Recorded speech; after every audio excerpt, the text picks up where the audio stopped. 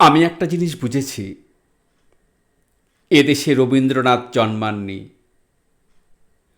এটা কোনোদিন হতে পারে না যে এই দেশে রবীন্দ্রনাথ বড় হয়েছেন, গান লিখেছেন, গাছ পুঁতেছেন, রাস্তায় নেমে প্রতিবাদ করেছেন। যদি সত্যি এসব হতো, তাহলে এই দেশের নাম হয়ে যেত শান্তিনিকেতন।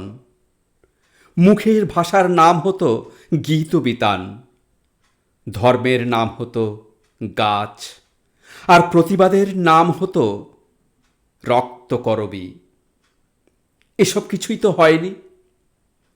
কোনো একটা দেশে আমরা আছি যেখানে গান নেই, গাছ নেই, রক্তকরবী নেই, অথচ নাকি রবীন্দ্রনাথ আছেন পাথরের মূর্তি হয়ে।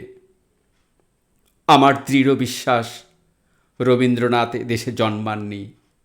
যদি জন্মাতেন, তাহলে নিজের মূর্তি ভেঙে বেরিয়ে এসে আজকের কবিদের বলতেন, হে সন্ততি, মনে রেখো তোমাদের নাম অশ্রু, ক্ষমতার পাশে নয় দুঃখীর পাশে দাঁড়াও।